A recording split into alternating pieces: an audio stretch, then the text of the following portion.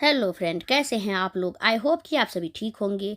स्वागत है आपका अपने चैनल कुक विथ अनीसा में। मैं हूं आपकी दोस्त एंड होस्ट अनीसा।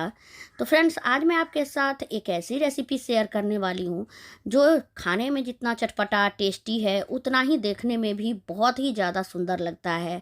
तो अगर आपको आज की रेसिपी पसंद आए तो प्लीज़ मेरे चैनल को सब्सक्राइब कर लें और मेरी रेसिपी को अपने फैमिली फ्रेंड्स के साथ ज़रूर से शेयर करें। तो इस रेसिपी के लिए 1 कप गेहूँ का आटा लिया है मैंने, और इसमें मैं डाल रही हूँ 1/4 कप सूजी। तो यहाँ पे मैंने बारीक वाली सूजी ली है। अगर आपके पास मोटी सूजी हो तो आप एक बार ग्राइंडिंग जार में डाल के उसे चला दीजिए, तो एकदम पतली बन जाती है वो। अब यहाँ मैंने इसमें डाला है स्वादानुसार नमक।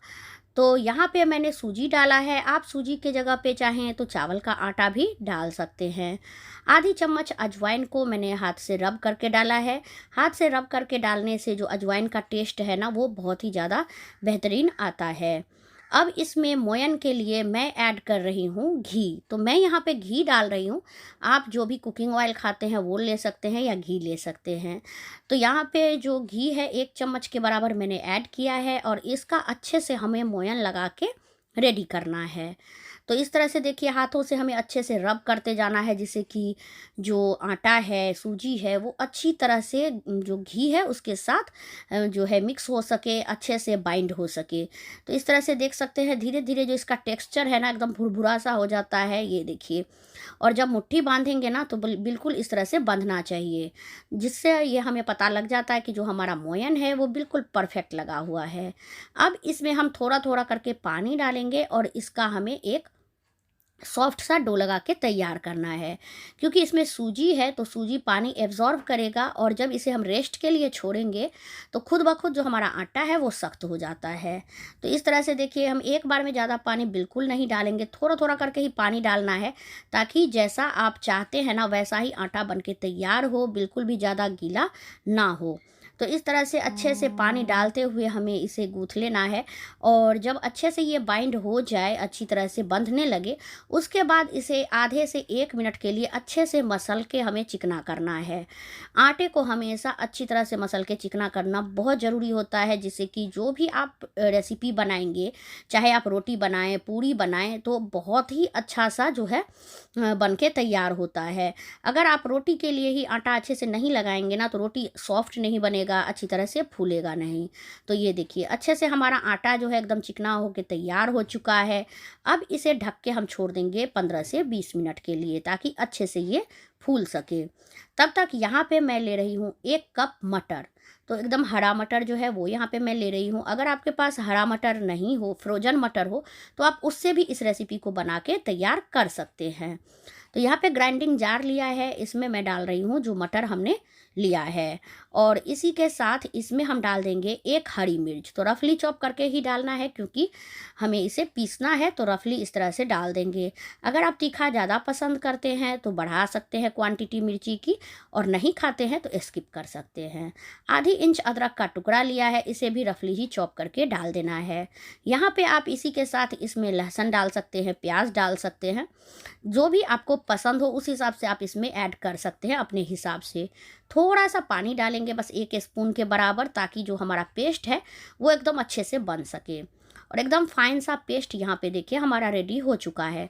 लेकिन अगर आप फ्रोजन मटर ले रहे हैं ना, तो फिर पानी डालने की ज़रूरत नहीं पड़ती है, इसी तरह से ये तैयार हो जाता है। तो एकदम फाइन सा पेस्ट तैयार है। तो अब चलते गैस की तरफ। यहाँ कढ़ाई चढ़ा लिया मैंने।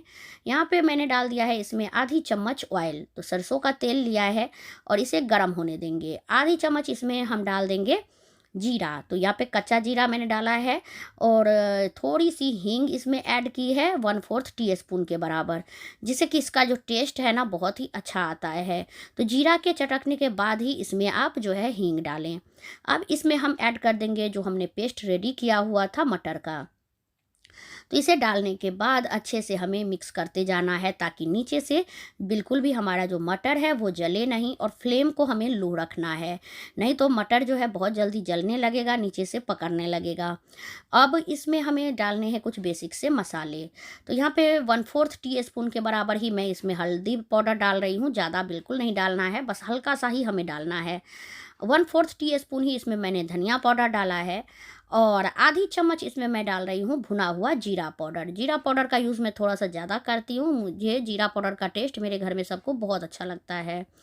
और स्वादानुसार नमक ऐड कर दिया है। मिर्च हमने पहले ही पीस के डाला था और इसका कलर हमें चेंज नहीं करना है, हरा ही रखना है, इसलिए मैं मिर्च पाउडर यहाँ पे नहीं डाल रही हूँ। अगर आपको जो है इसका कलर चेंज करना हो तो आप इसमें कश्मीरी लाल मिर्च ऐड कर सकते हैं। और इसे हमें तब तक भूनना है जब तक कि जो कच्चापन होता है ना मटर का, एक हरापन सा स्वाद आता है, वो हट ना जाए, अच्छे से डो के फॉर्म में ये आ ना जाए। तो इस तरह से नीचे से जब चिपकेगा ना तो आप थोड़ा थोड़ा इसे जो है इस तरह से स्क्रैप करते जाएंगे तो अच्छे से ये निकल जाता है। ये देखिए, अच्छी तरह से इस तरह से करते हुए अच्छे से हमें भून लेना है। अगर आप अच्छे से नहीं भूनेंगे ना तो जो नाश्ता आप बनाएंगे वो ज़्यादा दिन तक चलेगा नहीं, ख़राब हो जाएगा। लेकिन अगर अच्छे से भुना हुआ रहेगा मटर, जैसे इसका पानी पूरा सूख जाएगा, फिर वो बहुत दिनों तक ख़राब नहीं होता है और अच्छे से चलेगा ये। तो इस तरह से ये देखिए, हमें इसको भूनते जाना है और अभी आप देख सकते हैं ये एक जगह पे इकट्ठा भी हो रहा है। और जो शुरू में पैन में चिपक रहा था ना, अब ये चिपक भी नहीं रहा है, क्योंकि जैसे जैसे पानी सूखेगा इसका तो ये आपस में चिपकने लगेगा और कढ़ाई को छोड़ने लगेगा। ये देखिए, इस तरह से यहाँ पे अच्छे से हमें इसे घुमाते हुए चलाते रहना है। फ्लेम का ध्यान रखना है, अगर आप फ्लेम को हाई या मीडियम करेंगे तो इसका कलर जो है वो चेंज हो जाएगा, एकदम हरापन सा नहीं आएगा। तो अभी ये अच्छे से आप देख सकते हैं भुन चुका है, बिल्कुल भी चिपक नहीं रहा है। तो गैस को हमें ऑफ कर देना है और इसे निकाल लेना है किसी प्लेट में। तब तक जो आटा हमने लगा के रखा था ना, वो हम ले लेते हैं और एक बार अच्छे से इसे हम मसल के रेडी कर लेंगे। क्योंकि जब आप देख सकते हैं, जब हमने रखा था तो ये गीला था, अभी ये एकदम टाइट हो चुका है, क्योंकि जो सूजी है वो पानी एब्जॉर्ब कर चुका रहता है, तो एकदम से सख्त हो जाता है ये। तो अच्छे से इसको मसलना बहुत ज़रूरी है। तो इस तरह से ये देखिए, मैंने इसे मसल के तैयार कर लिया है। अब हमें इसके लोई तोड़ लेने हैं। तो मैं इसके बड़े बड़े लोई ही तोड़ती हूँ, रोटी से भी बड़ा, जिससे कि मैं आपको आगे दिखाऊंगी कि आप अगर जितना बड़ा लोई तोड़ेंगे ना, उतना ही आपके लिए आसान हो जाएगा इस रेसिपी को बनाना। तो चलिए, ये आप पे डिपेंड करता है कि आप कितना छोटा या बड़ा इसे बनाना चाहते हैं। तो जितना आप चाहे तो इसे स्लैब पे, चकले पे या चॉपिंग बोर्ड पे बेल सकते हैं। तो जितना बड़ा बनाना चाहते हैं उस हिसाब से आप यहाँ पे कर लीजिए। तो यहाँ सभी लोई को मैंने तोड़ लिया है और अब हम चलते हैं। यहाँ ले लिया मैंने चकला और एक लोई लेंगे और अच्छे से इसे स्मूथ करते हुए हमें इसको जो है पेड़ा का शेप दे देना है। तो इस तरह से अच्छे से स्मूथ कर लेना है और सूखे आटे को हल्का सा इसके ऊपर छिड़क देंगे और इस तरह से हम इसे बेल लेंगे। तो इसको हमें मीडियम थिकनेस की ही बेलनी है, बहुत ज़्यादा पतली या बहुत ज़्यादा मोटी नहीं रखनी है। तो मीडियम थिकनेस का ही हम बेल लेंगे इस तरह से। ये देखिए, अच्छे से बीच बीच में अगर आपको लगे चिपक रहा है तो हल्का हल्का सूखा आटा डाल के और रब कर दीजिए, तो बिल्कुल भी चिपकेगा नहीं। या फिर आप ऑयल लगा के भी बेल सकते हैं।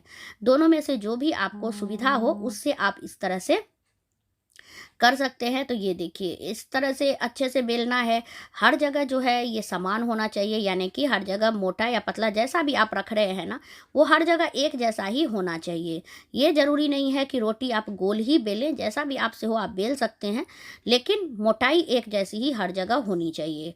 तो इसको मीडियम थिकनेस की हर जगह एक जैसा ही, जिधर से मुझे लग रहा है थोड़ा मोटा है, मैंने वापस से इसे बेल लिया है। और आप इसकी थिकनेस देख सकते हैं, बस ऐसी ही थिकनेस हमें रखनी है इसकी। अब हम एक ग्लास लेंगे और जिसके एज जो है वो शार्प होने चाहिए और इस तरह से कट कर लेना है। तो आप कोई कटोरी, कप, जो भी आपके घर में शार्प चीज़ हो उससे आप इसे कट कर सकते हैं। तो ये देखिए, जो मैंने रोटी छोटा बेला ना, तो 2 ही पूरी बने हैं। अगर आप बड़े रोटी बनाएंगे तो एक साथ 4-5 पूरी निकल जाता है, जिससे कि हमारा जो काम है वो आसान हो जाता है। इसीलिए मैंने आपको बताया था शुरू में लोई के समय कि जब आप बड़े या छोटे बनाएंगे ना, उस हिसाब से आपका क्या होगा, काम जल्दी हो जाएगा। तो अगर आप छोटे रोटी बनाएंगे तो थोड़ा सा टाइम ज़्यादा लगेगा, एक बार में 2 ही बनेगा। बड़े बनाएंगे तो 4-5 बन जाएंगे। तो इस तरह से सभी पूरी को हम पहले कट करके रख लेते हैं। अब एक पूरी लेंगे, इसके ऊपर जो हमने मटर की स्टफिंग बना के रेडी की थी उसे इस तरह से डाल देना है। और डालने के बाद इसके जो साइड हैं उसमें हम लगा देंगे हल्का हल्का पानी, जिससे कि जो हम नाश्ता बनाए ना वो बिल्कुल भी खुले नहीं, अच्छे से बन जाए। अब इसके ऊपर दूसरा पूरी रखेंगे और इस तरह से इसे अच्छे से चिपका देना है, जिससे कहीं से भी ये बिल्कुल भी ना खुले, और जो एक्स्ट्रा एयर होगा ना अंदर में उसे हमें निकालते हुए इसे बंद करना है। तो इस तरह से देखिए एक साइड हल्का सा आप खुला छोड़िए अच्छे से, पहले वहाँ से इसका जो अंदर में एयर जाता है उसे निकाल दीजिए और इस तरह से अच्छे से चिपका लीजिए। तो ये देखिए बहुत ही अच्छे से ये चिपक चुका है, तो इसको रखती हूँ मैं साइड में। इसी तरह से सभी नाश्ते को पहले हम जो है स्टफिंग डाल के और चिपका के रखेंगे, ताकि आगे का जो काम है ना वो बहुत ही आसान हो जाए। तो इस तरह से स्टफ आप क्या कर सकते हैं ना, मटर के गोले भी बना के रख सकते हैं और बीच में इस तरह से डाल सकते हैं, उससे भी काम बहुत आसान हो जाता है। और इस तरह से यहाँ पे सभी नाश्ते को मैंने बंद करके रख लिया है। अब एक नाश्ता लेंगे और इसमें हमें चाकू के हेल्प से इस तरह से कट लगाना है। थोड़ी थोड़ी दूरी पे इस तरह से हम कट लगाते जाएंगे। ये देखिए, तो बहुत ही जो है जो बीच सेंटर है ना वहाँ से नहीं लगाना है, वहाँ से थोड़ा सा हटा के ही हमें इस तरह से कट का निशान लगाना है। अगर आप बिल्कुल सेंटर से लगा देंगे ना तो स्टफिंग निकलने लगेगा। और दूसरी बात है कि जहाँ से आपने स्टफिंग डाला है ना बीच में सेंटर में, वहाँ अच्छे से चिपकना बहुत ज़रूरी होता है, ताकि बिल्कुल भी वहाँ से स्टफिंग को निकलने का कोई भी जो है रास्ता ही ना रहे। इस तरह से अच्छे से हम पूरे में कट लगाएंगे। अब इसके किनारी में आप चाहें तो पानी लगा सकते हैं, और फिर देखिए एक एक करके इस तरह से सभी को हमें एक दूसरे के ऊपर ओवरलैप करते हुए चिपकाते जाना है। अगर अच्छे से चिपक रहा है तो ठीक है, नहीं तो हल्का सा पानी लगा दीजिए। इससे क्या होगा ना, आगे बिल्कुल भी दिक्कत नहीं आएगी। नहीं तो अभी तो चिपक जाता है, जब हम इसे ऑयल में डालते हैं ना तो फिर ये निकलने लगता है। इस वजह से अच्छे से इसको चिपकाना बहुत ज़रूरी रहता है, ताकि ये बाद में भी कहीं से भी खुले नहीं। तो इस तरह से देखिए एक के ऊपर एक हमें इस तरह से ओवरलैप करते हुए इसको चिपकाते जाना है। बहुत ही आसान है ये आप किसी घर के बच्चों को भी दे देंगे ना इस तरह से कट करके, वो भी आराम से इसे चिपका देंगे। और इस तरह के कामों में बच्चों को बहुत ही ज़्यादा मज़ा आता है, बहुत ही अच्छा लगता है उन्हें। तो इस तरह से देखिए सभी को चिपकाने के बाद हम इसको नीचे से इस तरह से हल्के हल्के हाथों से इस तरह से दबाएंगे। इससे क्या होगा, जो मटर की स्टफिंग है ना वो ऊपर की तरफ आएगी और बहुत ही अच्छा सा इसमें डिजाइन बनके तैयार हो जाता है। ये देखिए बिल्कुल लग रहा है ना सनफ्लावर के जैसे। तो इसी तरह से सभी नाश्ते में हमें डिजाइन देना है। इससे क्या होता है, सेम स्टफिंग सेम जो है आटा रहता है, लेकिन एक डिजाइन बहुत ही अच्छा सा बन के आता है, जो बच्चों को क्या बड़ों को भी बहुत ही पसंद आता है। इस तरह के जो नाश्ते हैं ना आप किसी पार्टी में भी बना सकते हैं। पहले से आप प्रिपेयर करके फ्रिज में रख लीजिए, और जब बनाना हो फिर आप इसे निकाल के तुरंत फ्राई कर लीजिए। इससे क्या होता है, हमारा टाइम भी बच जाएगा और देखने वालों को पता भी नहीं चलेगा कि इस तरह का यूनिक नाश्ता जो है वो आपने घर में बना के तैयार किया है, इतना सुंदर डिजाइन बना के। तो ये देखिए इस तरह से अच्छे से हमें इसे चिपकाते जाना है। चिपकाना अच्छे से बहुत ज़रूरी है, नहीं तो ऑयल में ये खुलने लगेगा। और इस तरह से बस हल्के हाथों से इस तरह से करेंगे। ये देखिए कितना अच्छा सा डिजाइन इसका बन के तैयार हो चुका है। तो इसी तरह से सभी नाश्ते को जितना आप बनाना चाहते हैं उसको तैयार कर लीजिए। तो ये देखिए इतना सारा नाश्ता जो है हमारा बनके रेडी हो चुका है। तो इस तरह से आप इसे फ्रिज में रख सकते हैं। अब यहाँ ऑयल चढ़ा लिया है गरम होने के लिए। ऑयल को हम गरम होने देंगे। जैसे ही ऑयल हल्का सा, देखिए जैसे आटा का टुकड़ा डालते ही हल्का हल्का बबल आया है, बहुत ज़्यादा नहीं आया है, बस हल्का हल्का सा बबल आने लगे तो हमें जो है इसमें हमारे नाश्ते को एक एक करके डालना है। तो जो पहले हमने ये टुकड़ा डाला था इसे हटा लेते हैं, नहीं तो ये जल जाएगा और इससे हमारा जो ऑयल है वो भी गंदा हो जाता है। तो अब एक एक करके इसमें हम एक बार में जितना नाश्ता आए उतना हमें डाल देना है। तो जितना भी आपके पैन में या जो है कढ़ाई में जितना नाश्ता आए उतना आप एक बार में ऐड कर सकते हैं। तो बहुत ज़्यादा नहीं डालना है, क्योंकि जैसे जैसे ये नाश्ता पकेगा ना ये खुलता है, इसकी जो कलियां हैं वो निखर के आएंगी। तो इस तरह से डालने के बाद इसे हमें शुरू में फ्लेम को लो ही रखना है।